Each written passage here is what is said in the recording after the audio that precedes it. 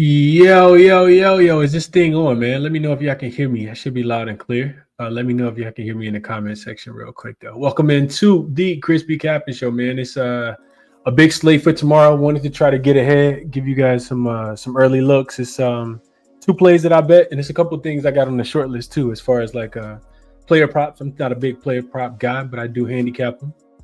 I probably should play a couple of them because they have been cashing. Didn't play anything on Sunday. Kind of just wanted to see where the dust would fall. I feel like the WNBA has been super volatile from a size and total perspective. So wanted to take the day off. I did.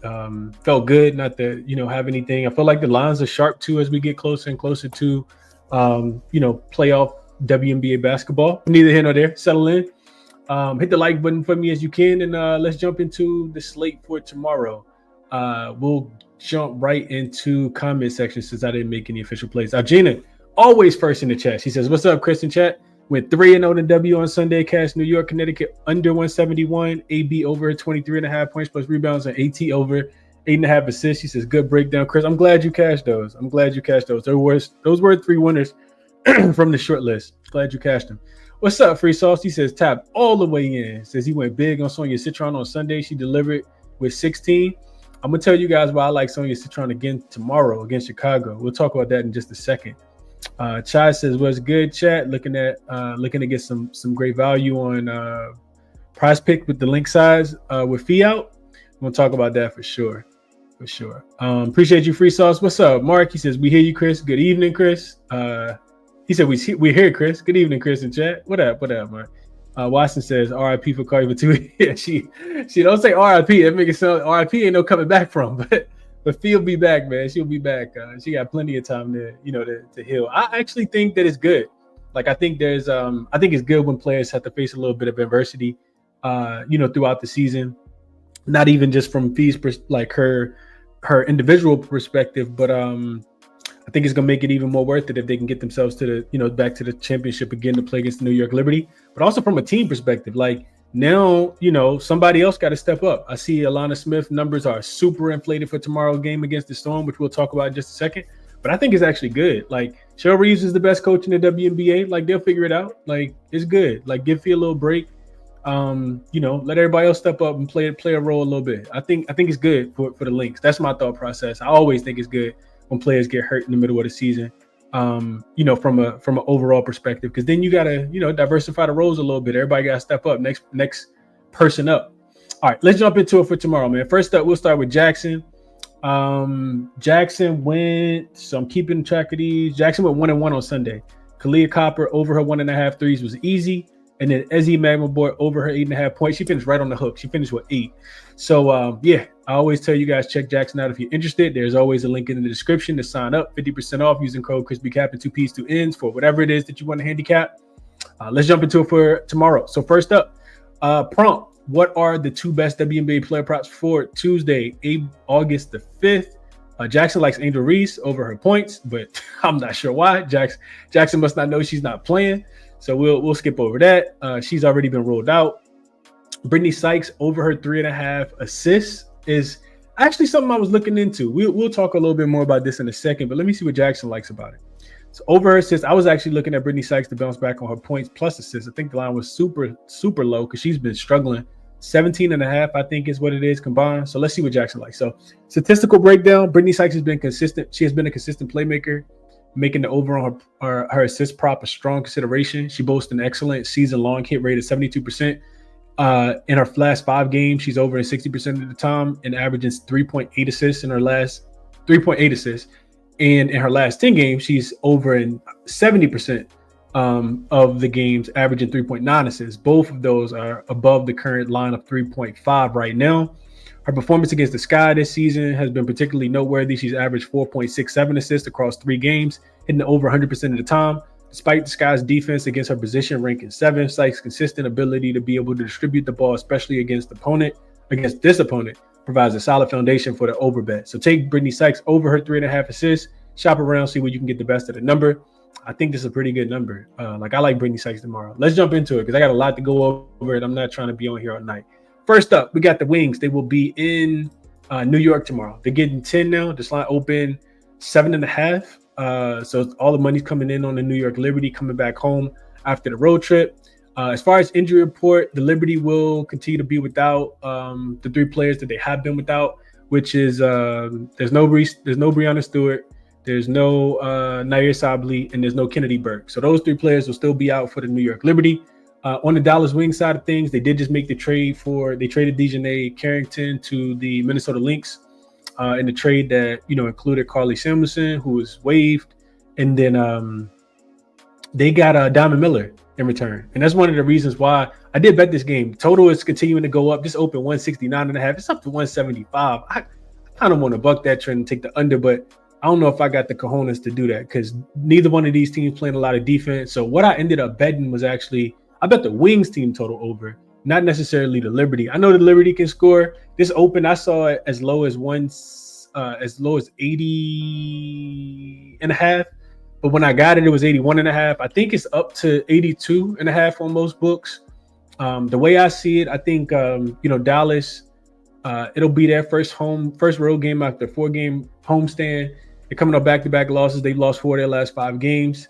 The Liberty, first game back home for them, 4-game road trip for them. They actually haven't covered any of their games. They are 9-5-1 against the spread at home, but last 5 games I think are more important than full season, just because even though they are at home, they'll be without 3 of their big front court type players. They're 0-4-1 against the number in their last 5 games. We just saw these 2 teams play. Dallas won in New York. I'm sorry, Dallas won in Dallas, 92-82. It's 8-point dogs. That game did go up and over the total of 173, even though Dallas, I think, only scored like 7 points in the fourth quarter. So yeah, I like that. I like Dallas. I think that they're going to be able to score in this game. I look at this Liberty defense. So first of all, as a double-digit favorite this season, the Liberty are only giving up about 77 points per game. But in the last 2 games, they've been a double-digit favorite against the Sparks and against the Fever. They gave up 101 and 84. So the defense has started to tail off a little bit. Last 5 games, the Liberty are 8th in defensive rating, a significant drop off from 3rd overall in the full season. In those 5 games, they've allowed an average of 81 points, and 2 of those games came against the Connecticut Sun, aka the worst offensive team in the WNBA. So I think Dallas offense will be able to put together, enough. I think they'll have enough offense to keep up in what's supposed to be a high-scoring game. Dallas offense got the 92 against the Libs last week when they played. They got the 85 against a really good Atlanta defense as well.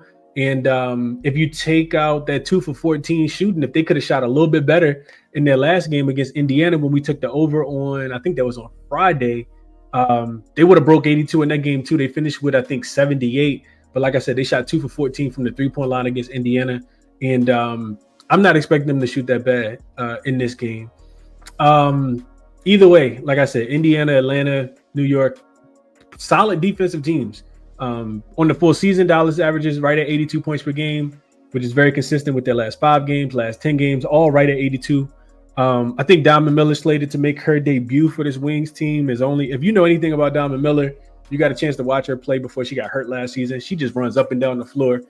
She's like a gazelle. Like she moves really, really fast. And she's a really good offensive player as well. So I think that's definitely going to help the offense. I'm not sure how much she's going to know the schemes on defense. Not that the Dallas Wings play any defense in the first place, but I think Diamond Miller being there will help the offense out a lot. And the other thing, like I mentioned, Dallas 3-point shooting. They're coming off a game where they shot 2 for 14, so you expect a little bit of regression. Dallas, like I said, they got to 92 points in the previous matchup against the Liberty. They only shot 28% from the 3-point line in that game.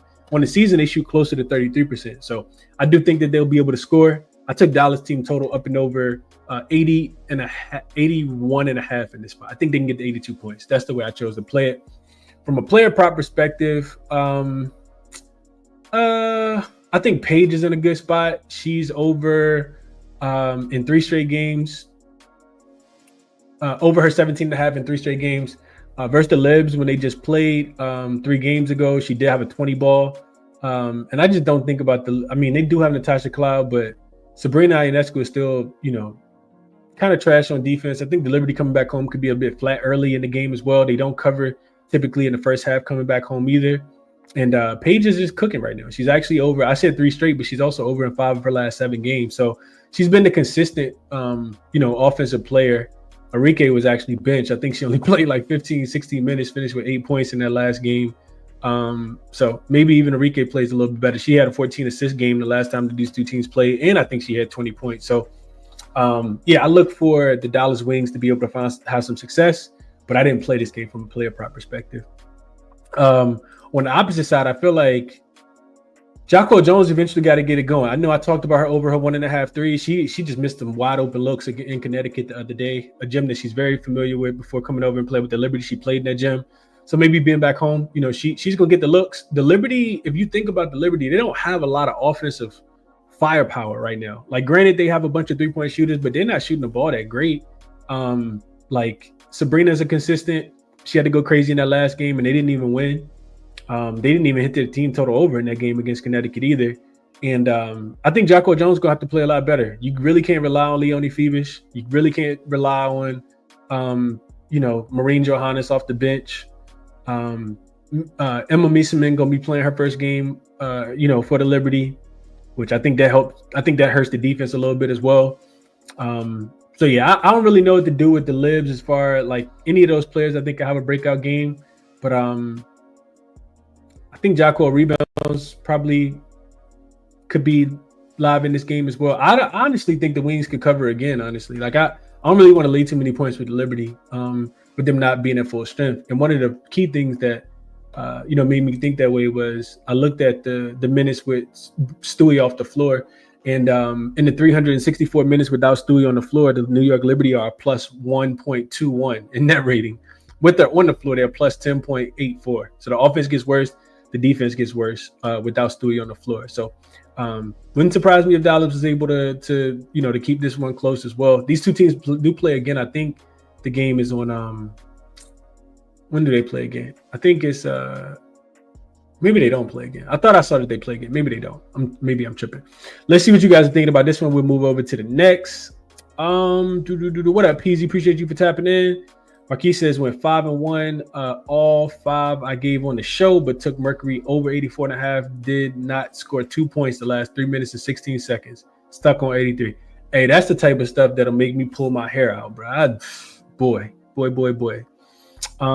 Duke Gaming says Courtney about to ball out without Fee. She gonna have her hands full against. Somebody gonna have to step up though. Like, I don't know. It might be Bridget Carlton. I don't know who it's gonna be. Somebody gonna have to step up though. Chase's Elena numbers OD. I saw that. They are a little OD. What's up, Prolific? Appreciate you for tapping in, man. Y'all do me a favor, hit the like button for me if y'all can. What up, Big Mar? Appreciate you for tapping in. Free Sauce Cecile go page points plus rebounds. Or her rebounds just in general at 3.5. The New York Liberty are not a great rebounding team. Here's the thing though, Free Sauce, because I was my initial look on this game when I was capping this game early this morning, like probably 7 a.m. I'm thinking to myself, like, all right, when the injury report drop, I'm gonna be good to go. One of the biggest advantages that the Liberty have that the Dallas Wings have in this game, and remember, if you go back and watch the show I did last week, I said, I'll probably, if I'm betting the spread, I'll take Dallas plus the points. I didn't think they was gonna win the game outright. But one of the biggest advantages that Dallas has is their rebounding. Dallas is a really good rebounding team. Well, Dallas was a really good rebounding team. They've actually fallen off a little bit. Now, we know the Liberty, if they got any kind of a fault, it's their rebounding. They're not a great rebounding team. They're actually the second worst rebounding team. Crazy enough to think that they're the second best team as far as record-wise, but they're actually statistically, they're the second worst rebounding team. They give up the third most defensive rebounds. They give up the third most offensive rebounds.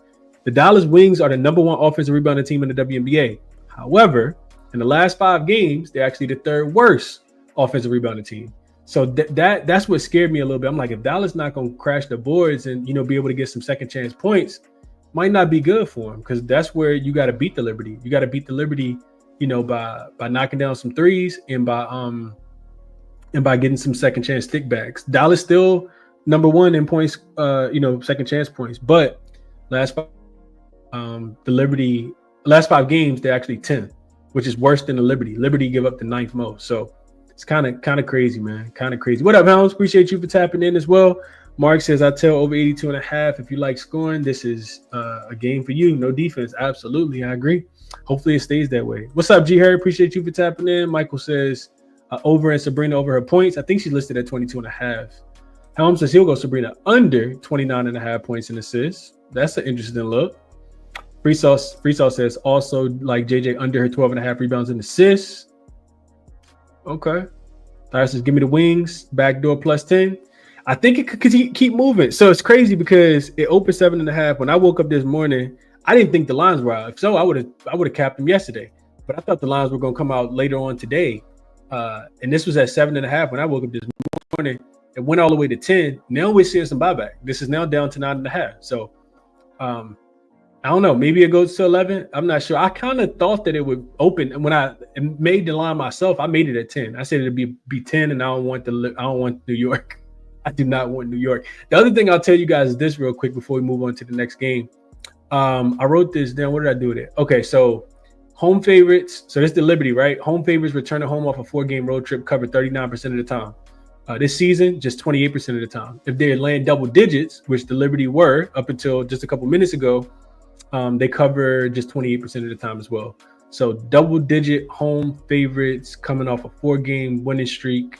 I mean, a 4-game road trip cover 28% of the time. And if they not land double digits, they cover just 39% of the time. So yeah, it'd be Dallas plus the points for me. Dallas just I can see them like running out of gas in the fourth quarter. Like I don't know. Dallas is only a -4. I'll tell you that's what kind of caught my eye towards Dallas though. They're a -4 net rating as a road dog this season. So they can't keep games close for whatever reason. Helm says, I got the line modeled at 14.5. Even you don't got the injuries included though, Helms. You got to relax, bro. Dallas not that. I mean, you got to take a couple points off without Stewie being there. Like, you can't have it modeled that way with Maureen Johannes in the game. she ain't guarding nobody. All right, let's move over to the next one. We got Mystics in the sky. This line is up to 8. Total has come down. 158.5 is what it opened at, or at least what I saw it at, and it's come down to 157.5. I do think that this total is going to continue to come down. And I kind of agree with the total coming down. I think if I had to play it now, that's the way I would play it. And I'm not going to lie. So let's go through the injury report. The Washington Mystics, I didn't see anybody on the injury report. For the Chicago Sky, you always got to check the injury report. Haley Van Lith is questionable. Ariel Atkins is actually questionable. She hasn't played since before the All-Star break. Michelle Onyenwere is probable, and Angel Reese is already ruled out. So, I mean, the Sky are a really easy team to cap right now. They just continue to turn the ball over. They're 4-10 straight up and against the spread at home. They've lost 8 straight. They failed to cover 8 straight. All of them have been by double digits outside of the one against the Valkyries in their last game. They still didn't cover that spread either. And you should get a fired up Washington team here. They've lost 3 of their last 4. They failed to cover 3 of their last 4 after losing to the Atlanta Dream on Sunday after having a double-digit lead at the end of the first quarter. And they've only covered 3 of their last 10 games.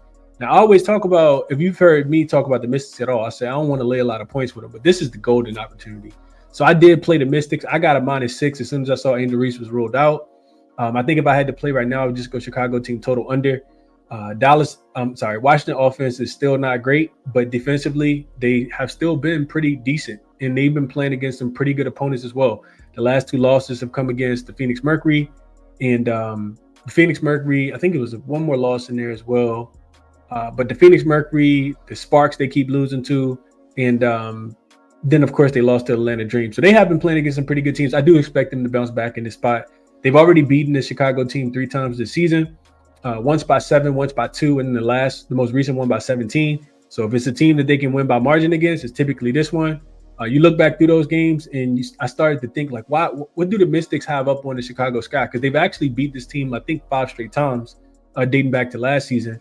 And a big part of it for me was, just kind of going back through it is the Chicago Sky's, like, their best attribute is their ability to be able to rebound and clean up the glass. The Washington Mystics are a team that actually does a really good job of rebounding. Washington, if you look at the 3 matchups so far this season, and those games included Angel Reese, Washington's actually a +2 on the offensive glass. So that means Chicago is not out rebounding this team, even with Angel Reese on the floor. And that's a lot. That says a lot, because the Mystics aren't a team that are going to go out there and score a bunch of points. But if they can limit Chicago from being able to get the second chance opportunities, I think that's going to bode well for them. And then you add in the fact that, Washington also turned Chicago over. So in the 3 games, Chicago's averaging 17 turnovers per game. Over their last 5 games, Chicago's the worst offensive rated team, worst defensive rated team, the worst net rated team in the W. This was worse than the Connecticut Sun, which we'll talk about in just a second. They averaged the fewest points and they forced the fewest turnovers. They also give up the most points off turnovers, and that's what I'm thinking. I'm thinking the Mystics gonna be able to force them into some turnovers and be able to go ahead and get a. I don't know if it's gonna be a double-digit win, but I would love for it to be a double-digit win. If Ariel, like I don't know how many points I want to lay with the Mystics because this line opened at 5.5. If I could get like a 9.5 on the opposite side, I may even be inclined to come back and try to middle with Chicago and take them plus the points because I'm not gonna lie, laying a lot of points on the road with the Mystics is a little bit scary. But I do think that Washington should be able to take advantage of some of those categories and be able to turn Chicago over and get some easy points because they don't score a lot of easy points. From a player prop perspective, I do think if I'm betting this one, it's Sonya, man. So real quick, if we go over to Outlier, if I can get I'm tripping. Hold on. Let me see if I can get it to low real quick. All right, yeah. If we go over to Outlier, link in the description if you guys want to check out Outlier. If we go over to Outlier, we look at we look at Sonya Citron.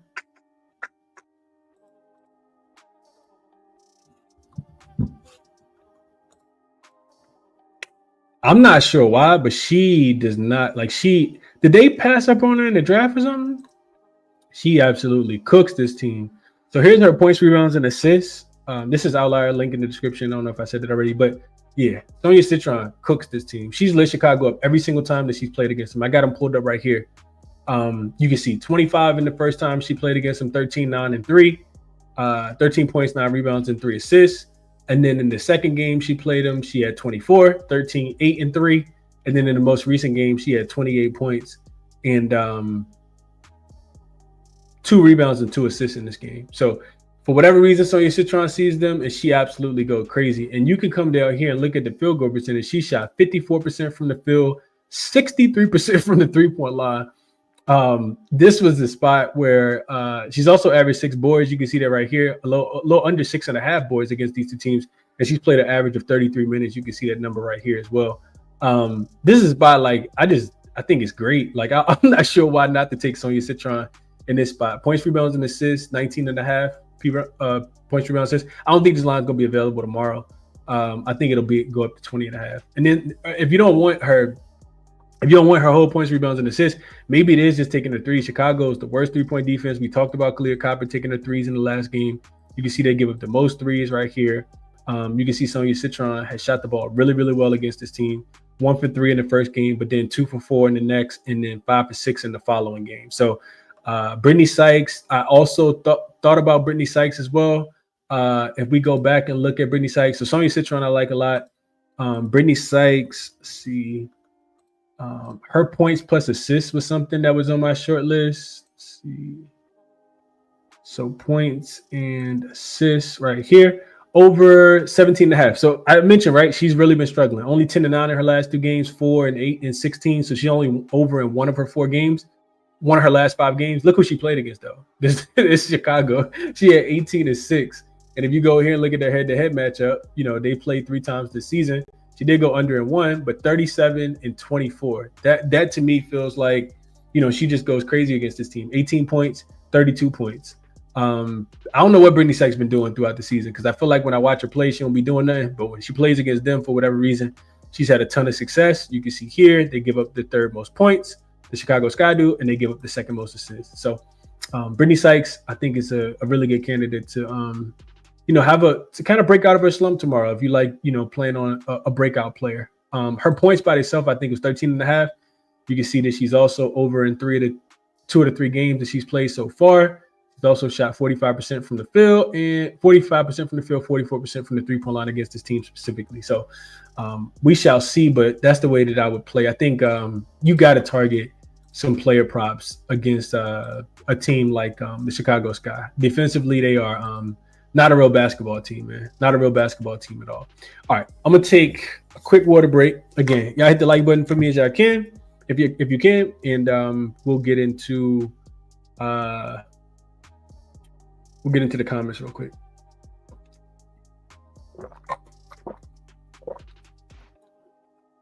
This is a fact right here. Money Me says Mystics need one bad for their playoff hopes. I kind of mentioned this. I think the Mystics were like, close to break even at the All-Star break.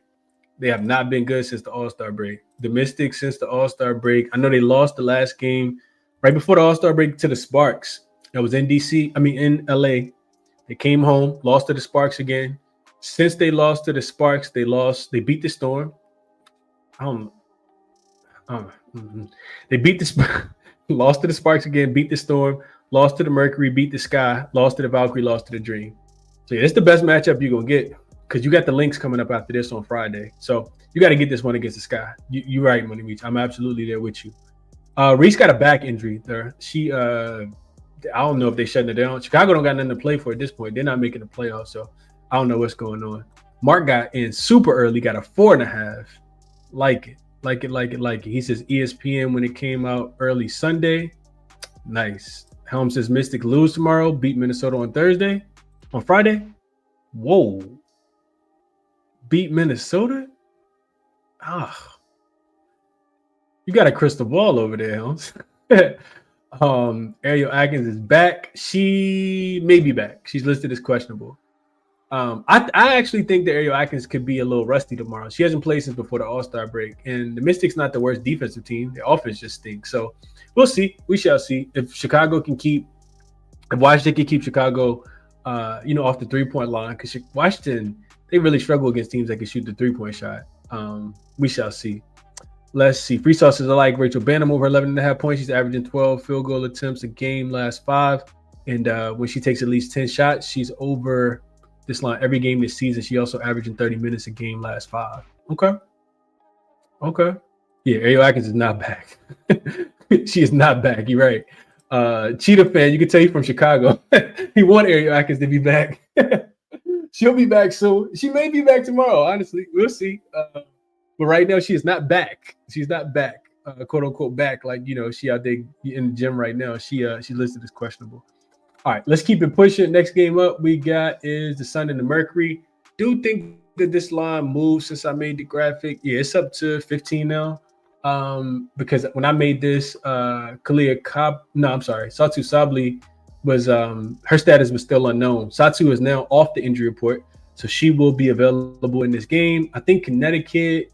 I didn't see anybody on the injury report for Connecticut, so I think that they'll be pretty much at full strength. This total has gone up, which makes sense with Satu Sabli coming off the injury report as well. So minus 15 for the Phoenix Mercury and 167.5 is the total.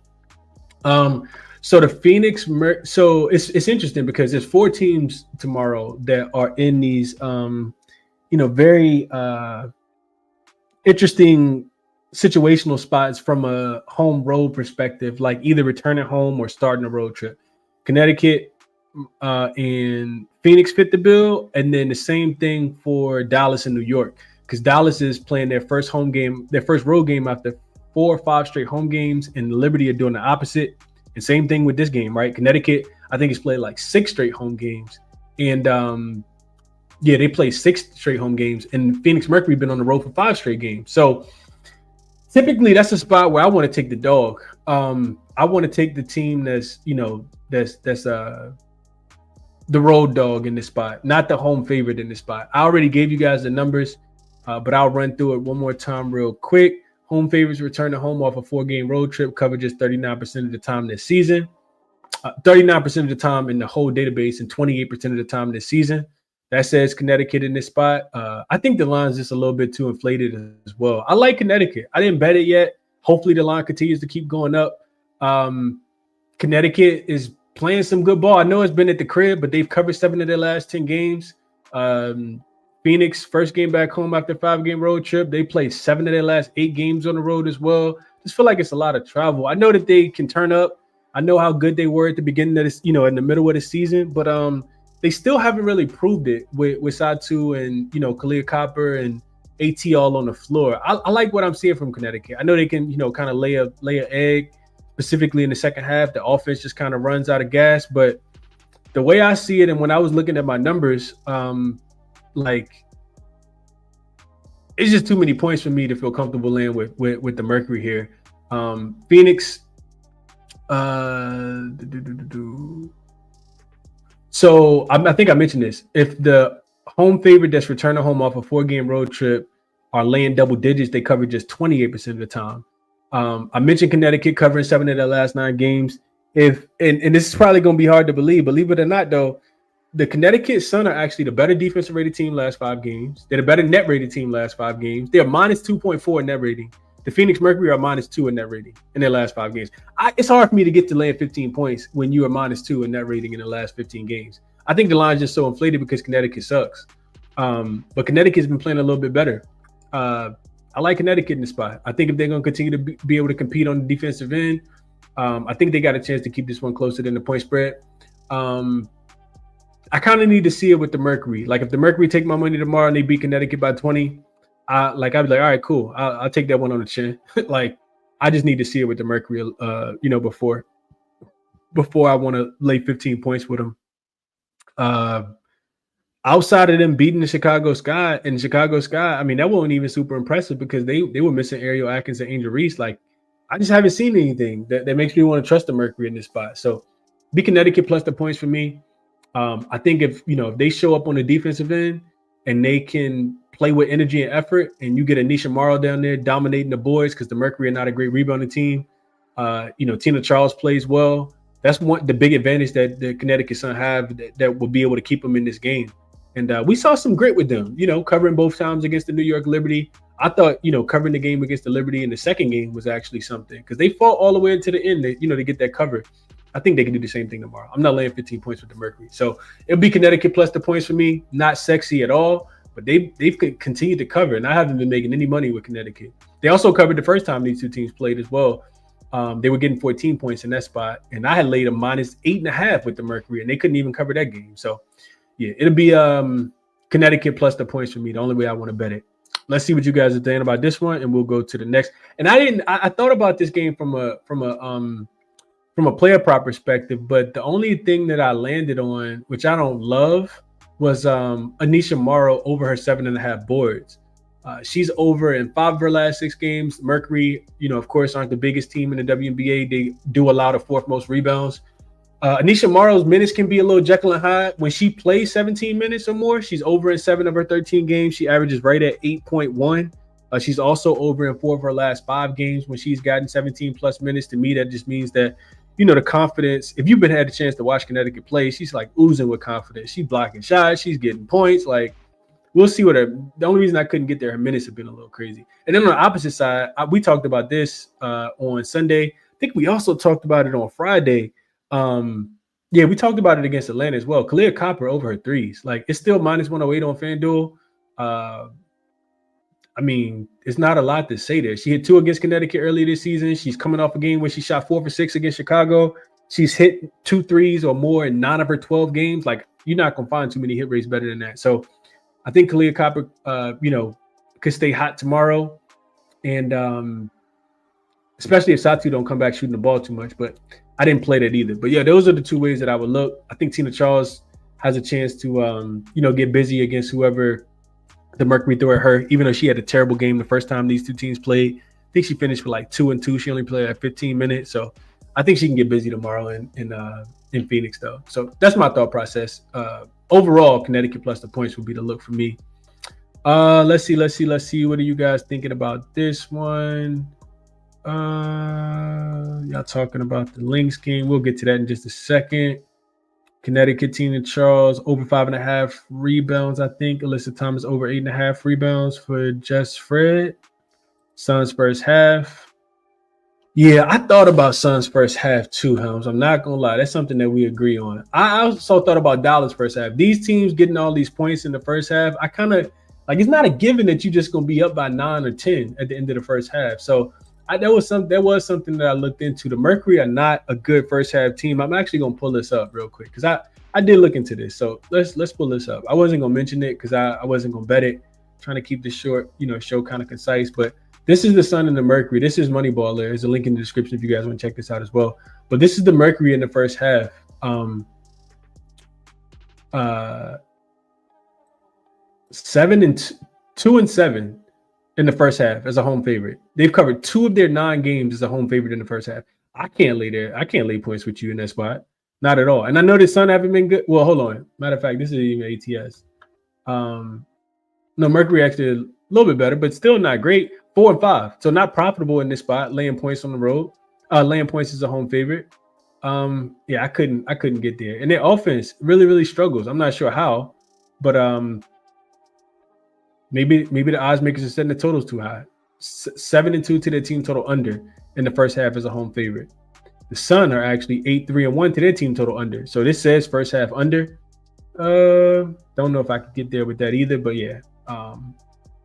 Both of them say first half under. 8-5 to the under and 7-5 to the under. I don't know. I do want to play Connecticut though. I do want to play Connecticut tomorrow.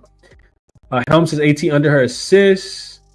Mark likes the Sun team total over 75.5. Gordon says Mercury are a weird team. They have the talent, but I'm taking the Sun. That's way too many points for any WNBA team, and I agree with that as well. Helm says Nate Tibbetts is an awful coach. I don't know. I actually can't figure out the Sun. I don't know what they be doing, man, if I'm being honest. Free Sauces Alyssa Thomas over 8.5 boys. She's over 5 of the last 5 games with Satu playing. Terrible lately. If minus 135 is too juice, I like her 24.5 over on her points plus rebounds. She's over in 3 of her 5 games. I know she's going to show out in Connecticut. Yeah, game is in Phoenix though. It is in Phoenix free. Helms like Bria Hartley, 15 plus points. Bria Hartley is weird to me, bro. I can't bet on Bria Hartley. But I hope you cash it though. 15 points at plus 525 is crazy odds. She does play super hard. I like Morrow too. I got a chance to watch her play a couple times at LSU. Not there, but like on TV. And she go hard, man. She definitely got a bright future in the league for sure. Clear Copper 3's been hitting. Yeah, they've been hitting for sure. He says don't do wings first half. Oh, he says don't hate wings first half. Yeah, the Liberty are not good in the first half at the crib. I'm not sure why. Real quick, let's pull that up real quick. Show you guys what I was seeing when I looked at that. Liberty first half ATS 5-9-1 as a home favorite. 5-9-1. This is not good. Wings is a road dog, 5-5 against the numbers, so a lot more profitable. Yeah, I wouldn't be laying the points with the Liberty in the first half, especially with it being their first game back home.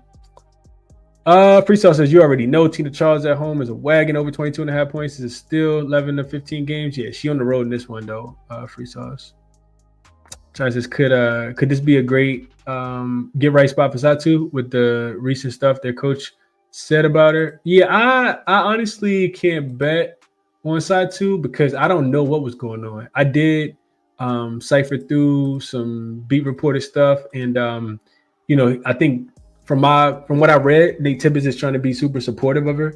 But yeah, I don't know what to do with Satu because I don't even know why she missed the game. I know it's for personal reasons, but it's like really personal reasons, or is it like DeWanna Bonner personal reasons because you got benched because your coach called you out? Like he was super supportive of her last game, talking about we're gonna support her. It's a personal matter. Blah blah blah blah. I don't know what Satu got going on, so I can't bet on her. Like, is there something crazy personal going on? Like, I couldn't get there at all.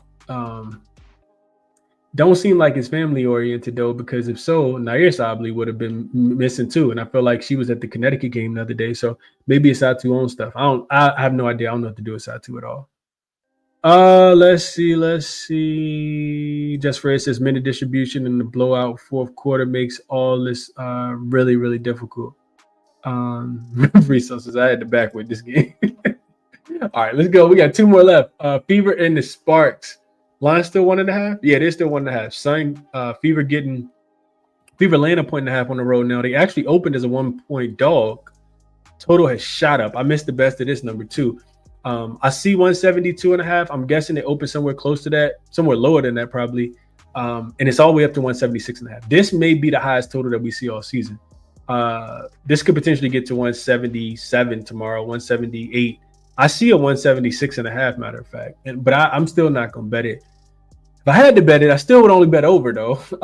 We look at the injury report. I think the update came out. Caitlin Clark still without a timetable to return. And I know I was thinking about Dimes earlier today when I saw that. because he said, they could potentially shut Caitlin Clark down for the rest of the season. And somebody was like, man, it's crazy. They ain't shutting her down for the rest of the season. And we have not seen Caitlin Clark since the All-Star break.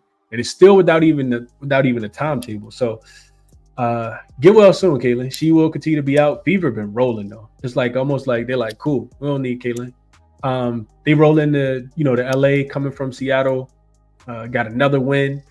I think pretty clean injury report on both sides in this game as well. Fever have been good on the road. They've covered 8 of their 15 spreads, so 8-7 against the spread on the road. They've covered 7 of their last 10 games. They've won 5 straight. They've covered all 5 as well. Fever balling, man. I really wanted to take a -2.5 the other day against Seattle, and I did not. On the Sparks side of things, they do have a 2-day rest advantage in this game. They're 7-3 straight up in their last 10 games. But for whatever reason, the Sparks are trash at home. They're 3-9 straight up and 2-10 against the spread. The last time we saw the Sparks at the crib, it was a one-off home game against the Aces, and they got smoked from the beginning. Asia Wilson looked like Wilt Chamberlain back when he scored 100 points, and that was the first quarter. I think she had like 17. So I don't do we trust the Sparks to win a game? I would say no. I know that they have beaten the Fever twice already this season, so Fever do got double revenge in this spot as well. Sparks won both games in Indiana. This is the first game at home. First game Sparks were getting 6. Second game Sparks were getting 5. So for whatever reason, I don't know. Is it the Fever are a good rebounding team. They are a pretty good rebounding team, but the Sparks are a really good rebounding team as well. So I'm not sure if that's what it is. Because they can kind of limit Aaliyah Boston a little bit, and Natasha Howard from being able to go down there and dominate the boards. Is that what it is? I'm not sure what it is, honestly. But I have watched those games, and the Sparks offense is really, really been clicking. So now you get a Sparks team at the crib, coming off a big win. Fever on the road for their second straight road game, coming off a big win. Third straight road game, coming off a big win as well. Both teams beat the same exact team, but the Sparks got the rest advantage. I don't want it. I don't want the Sparks just because they've been so bad, and I feel like that trend can kind of keep going. If I'm gonna bet the game, I think I'm gonna just bet the Fever team total up and over. The reason why this stood out to me was because even though the Sparks in their last 9 games, they're 7-2 straight up, the Sparks have been absolute money. Even in those games, though, the Sparks are still terrible on the defensive end. The only reason they're winning is because they're outscoring their opponents. So when I was looking at it earlier, the Sparks defense is giving up. They're actually the worst defensive rated team in the WNBA. They're giving up an average. So this is last 5 games. They're giving up 93.2 points per game. Last 10 games, they're giving up 90.1. So it's only gotten worse. And on the full season, they're giving up 88 points per game, which is also the worst. So however you shape it, right? You want to look at last 5, you want to look at last 10, you want to look at full season. The Sparks are the worst defensive team in the WNBA. Even throughout the last 9 games, they've held just one opponent under their team total. In those 9 games, they're giving up an average of 90 points. In that time, the Fever are averaging, in the Fever's last 9 games, they're averaging 88 points. And the Indiana team total is 88.5. If you can't get one extra bucket against one of the worst defenses, against one of the fastest paced teams in the WNBA, the Sparks are 2nd in pace on the full season, 4th in pace last 5 games, 3rd in pace over the last 10 games. If you can't get one extra bucket against this team, also one of the worst home teams. I just gave you guys the numbers: 3-9 straight up, 2-10 against the number. I'm not sure what's wrong with you, man. It would only be Indiana team total up and over for me. I know it's a super high number, but this game's going to be played with pace. And honestly, when it comes down to it, I know the Sparks have won both games, but the way I kind of see Indy right now, I think they can get a stop if they need to, and I'm not sure if the Sparks are going to be able to. So that's the way I see the game. Double revenge. I know they had a rest disadvantage, but I do think the game's going to be played super fast. I think both teams going to be able to get up and down. I think the safest bet for me would be Indiana team total up and over. That's the way I like it. Let's see what you guys are thinking about this one. And a ton of player props. Don't let me talk you off or talk you on anything. I didn't even look at the player props at all. That's just the way I kind of think about this game from a side perspective. Fever money line for Helms. Sparks plus 1.5 for Mark. Helms and Sparks player props. Hack, Plum, Rakia, Azare, Hamby. Only ones who take shots. Take their points prop every night. First says Fever money line. Revenge going down. Indy been on the road 7 of their last 9 games, Mark says. That's a good point. And they do have the rest disadvantage. But do you trust it? Do you trust the Sparks at the crib? Man, it's hard for me to trust the Sparks at the crib. Free Sauce says she'll go plumb over 26.5 points, rebounds, and assists. She's over in 8 of her 11 home games this season. She's over 4 of her last 5, averaging 35 minutes a game. She's shooting 13 field goal attempts the last 5. She has been hooping, man. Kelsey Plum, Kia Jackson, my girl Azurá been absolutely hooping.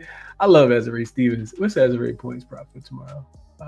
Azurá hit the cold-blooded 3 in the corner in overtime against Seattle. I said, ooh, Azurá. Boy, Azurá nice.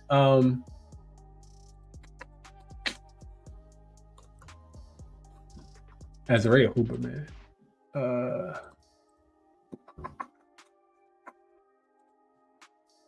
12.5.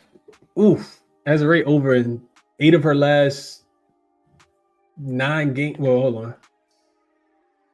She went over in 5 straight games. She went under 1, then she went back over again. And it ain't even close. Like, her points probably listed at 12.5. She gonna get you 15, or she's just gonna get you 6. And it's more likely 15. She's averaging 15.4 over her last 10 games. I like Azurá, man. I like Azurá. I gotta go back and check her box scores real quick. Let me see what I had there. So cold-blooded. 23 and 21 in the 2 games that she's played against them so far this season. Azurá. 43% from the 3-point line. What's her 3-point prop? She hit 1 and 3. 3-point prop 1.5 at plus money. At even. Ugh. Just don't know how many she's gonna shoot, but she is making them. If she's shooting them, she's making them. Last 5 games, she hit 3 against Seattle, 1 against Vegas, none against the Liberty, 4 against Connecticut, and 2 against Washington. Shooting 40% from the 3-point line. She's got to shoot the ball more, man. Come on, Azurá. Get some shots up, bro. Sparks got a lot of mouths to feed over there. They definitely do. Let's see what else y'all saying here. Just Fresh says, agree, Plum has been playing great. LA is fun to watch. Fun team to watch. When they're clicking, that's a fact. There says, give me the under. One of these teams won't show up. Sparks out Atlanta Hawks. That's a fact. That's a fact. That's a fact, bro. Yeah. Kelsey Plum is Trae Young. She's undersized, a bucket, fierce, fiery, love the pick and roll. That's a fact. That's exactly who they are. They're definitely the Atlanta Hawks. That's a fact. Helms says, Azurá, a ladder candidate every night. Now, that's my language. Now you talking my language, Helms. Freestyle says he likes Natasha Howard over her 18.5 points plus rebounds, over in 3 of 5 and 7 of her last 7 of 11 head-to-head versus the Sparks. DJ says can bring still in some minutes now. Yeah, you know, it's kind of crazy because her minutes haven't been like I think they're slowly but surely ramping her up. But if she's on the floor, it's definitely, you know, if she's on the floor, it's either De'Erica Hamby's minutes or it's Azurá Stevens' minutes for sure, because she's playing the 4 and the 5. And I don't like that. I don't like that, bro. I don't like that at all if I like Azurá. That's a fact. Yeah. Kelsey Plum and Trae Young, the same person. All right. Last game on the board is hold on. Did I put the last one on here? Oh, I thought I did. I think I did. Let me just double check. Oh, yeah, it's right here. All right. My fault about that. All right. So last game on the board is the Lynx and the Storm line. It's actually come down to 1.5 now. So this was at it was open 1.5. It went up to 2.5. It was at 2.5 most of the whole day, and now it's come back down to 1.5. I woke up this morning. This total was at 157.5, and I do think it's going to continue to keep coming down. I'm sorry, it's at 159.5. And I told myself then I liked the under. I didn't bet it. I look back at it again. It was down to 157.5. No, open 159.5. It was at 157.5 when I first saw it. And now it's down to 155.5. And I don't want to, like, the lower it goes, the more and more scared I am. But this is one I think you got to play under. I do think it's an under type game. I don't really want to touch the side too much at all. For people who don't know, the Minnesota Lynx will be without Nafisa Collier, the front runner for MVP this season, the best player in the WNBA. I think everybody else will be available for Minnesota. I'm not sure if Dejanay is going to make her season debut with Minnesota tomorrow. or not. I don't think we've got word of that yet. And then the Seattle Storm, I think, will be pretty much at full strength as well. So Minnesota comes into this game, off the beatdown. I think they beat the Lynx beat the Aces by 53. I think they beat them by 53. They were laying 4.5 points on Saturday. On fire, the Lynx are 6-3 ATS in their last 10 games. Last of a 2-game road trip. They've won 6 of their last 7. They're 5-1 against the spread in their last 6 games as well. And for Seattle, last of a 3-game home stretch where they haven't won any of their games. This is their first 2-game losing streak in a very, very long time.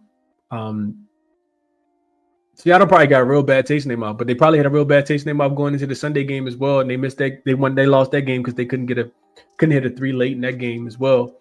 The Storm are a really hard team to wrap your mind around.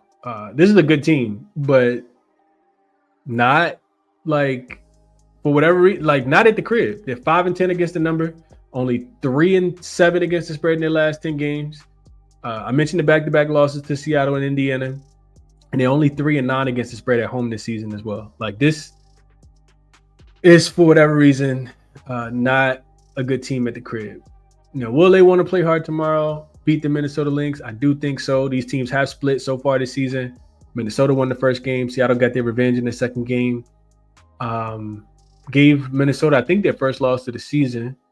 And Seattle did cover both games because they was getting points in the first game as well. So Seattle is 2-0 against the number. I kind of feel like injured player theory. We see the Lynx really step up tomorrow.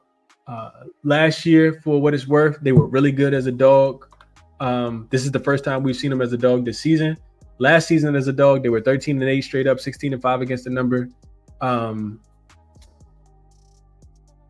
the reason why I referenced last year is because first time they've been a dog this season. And also,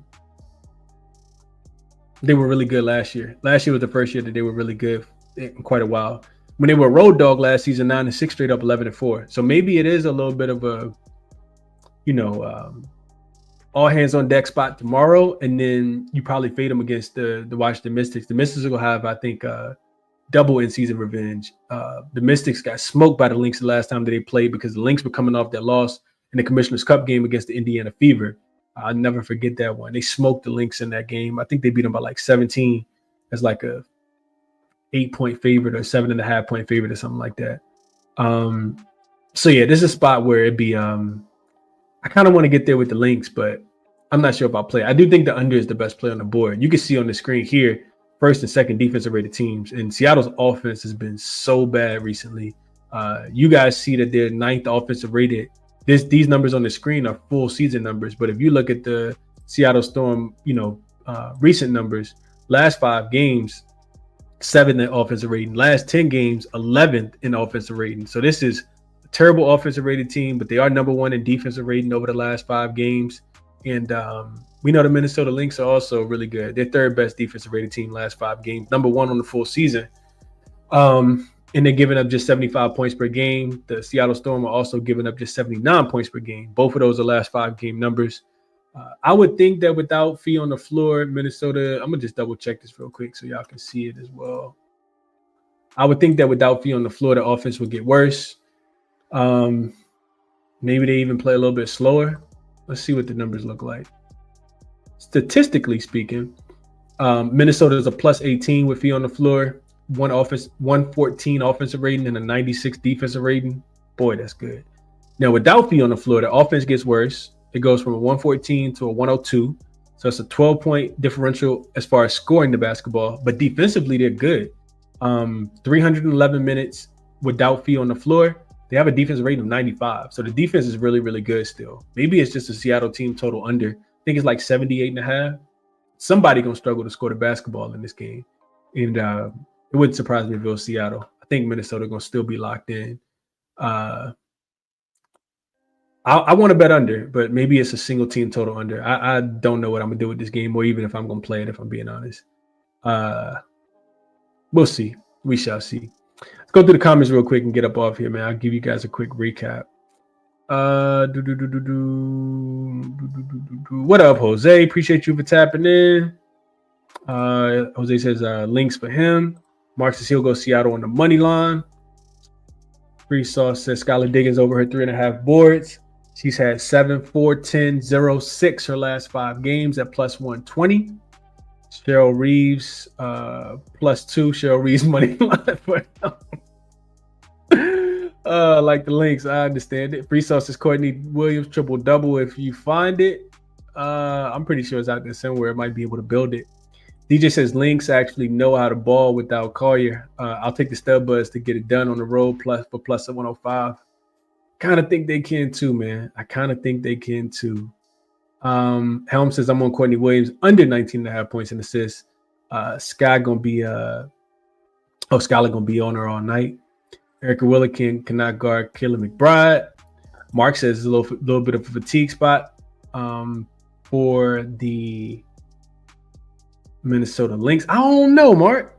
I don't know about that, Mark. I feel like I know that the Minnesota Lynx only on a 2-game road trip. The first game was against Vegas, and then this game, and they got days off in between both of them. So I don't know. And it's a short travel. It's not that much long of a travel from Vegas to Seattle. I mean, it's on the West Coast. Like, I don't know, Mark. I don't know about that one. Helms says good thing they're the deepest team in the league. Toms. Atlanta is not. I guess Atlanta could be in that category too. Laquan says I like Cameron Brink to get another 3-pointer. Friso says he'll go NECA over 16.5 points. She's over in 6 of her last 7 games. Head-to-head at home versus Minnesota. She's also over in 3 of her 5 games. Can also do NECA points plus rebounds at 23.5. She's over in 9 of her last 13 head-to-head meetings versus Minnesota specifically. Okay. Garth says, how often you find the Lynx plus money? Give me the Lynx. Close the night out. Big night by Courtney Williams. Yeah, they have not been a dog. Let's see. Lynx haven't been a dog this season. They've been a favorite every single game. Last time they were a dog probably was the playoffs last year. Yeah, against the Liberty, they were a dog. In the finals, they were a dog against the Sun in the playoffs last year too. But regular season, yeah, you don't find the Liberty. You don't find the Lynx getting points too often. And even when they were a dog, they covered the spread. But you need them to win tomorrow. They did win last year, 62% of the time when they were a dog. Mark says, I feel dirty going against my Colts. Yeah, Mark, you are the Lynx guy. You're the Lynx guy, man. They've been paying too. Lynx have been paying, man. All right, let's go quick recap real quick. I got to add some stuff here from my notes. I just didn't add here.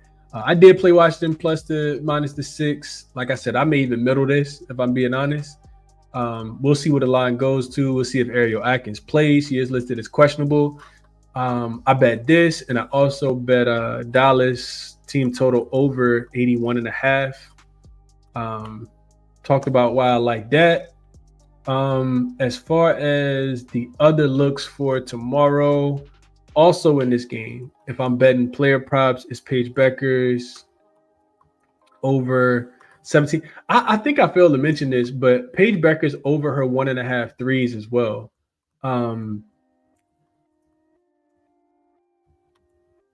3-pointers made. So Paige is over her 1.5 threes in 7 of her 13 games this season when she's taken 4 more. The Liberty give up the 3rd most threes this season. Paige hit 2 against them the other day when they played. And with the fast pace, speed of this game, Liberty first in pace.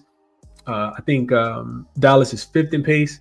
I just feel like Paige gonna get some open looks. It's not like the Liberty a good three-point defensive team. So Paige over her 17.5 points, or the 1.5 threes is actually plus money. That's very appealing. I need to make sure she's gonna make them though. So that's my thought process there. Let me just condense this real quick, make it smaller, and then get into the other looks. These are the things that are on the short list that I have not played yet. Washington and Chicago, it would be an under for me if I was betting that game. Player prop wise, Sonia Citron over 19.5 points, rebounds, and assists. Sonia Citron over 1.5 3-point makes. Gave you guys the reason behind those. And I think Brittany Sykes could have a big game as well. Over, what was her points and assists? I think it was like 17.5 points plus assists. Jackson also likes her over her 3.5 assists. Connecticut Phoenix, I may end up betting this one. I'm gonna see where the number goes to, but I do like Connecticut plus the 15. Connecticut plus 15 for me, the only way I'm betting that game. Didn't really want to get involved on the side. Do kind of feel like the total's a little too high. Phoenix numbers are a little inflated because of the points that they put up early in the season, in my opinion. It's not that Connecticut's some great defensive juggernaut, but their offense can also be a little stagnant at times. I think we can see an under tomorrow with that total near, close to 170. Indiana, Los Angeles, Indy team total over.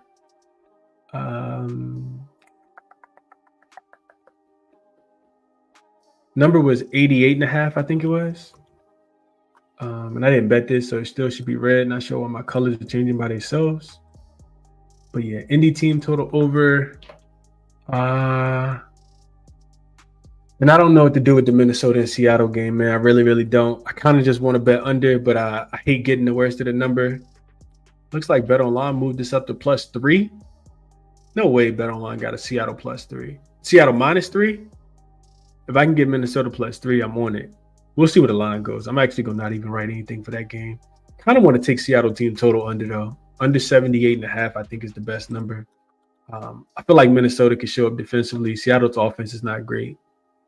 And I think the game's going to be played pretty slow. We'll see, though. I don't really know what to do with that one. That's my thought process, though. So take with this information, man. Do what you want. Whatever it is that you guys are betting, I wish you the best of luck. Make some cash tomorrow. Use the sign-up link in the description if you guys want the plays that I make when I do make them. Also, check out all the resources, Jackson, Outlier, Moneyballer, OddsJam. Yeah, and that'll be it, man. Hit the like button for me on the way out. Subscribe to the channel. Turn the notification bell on. And I'll catch you guys in the next one, man. Enjoy your Tuesday.